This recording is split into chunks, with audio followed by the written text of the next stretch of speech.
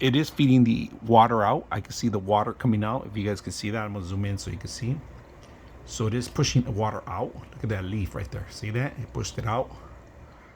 And this one has an intake, a valve intake, and it locks in.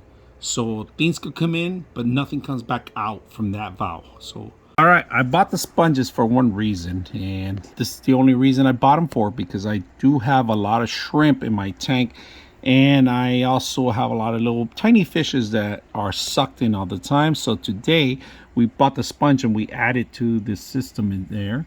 And if you guys can see, these guys are camping it on top, just waiting for any debris or any food coming in. But they're enjoying. Look at all the little plants I have in there caught up. So we are going to clean it at least once a week.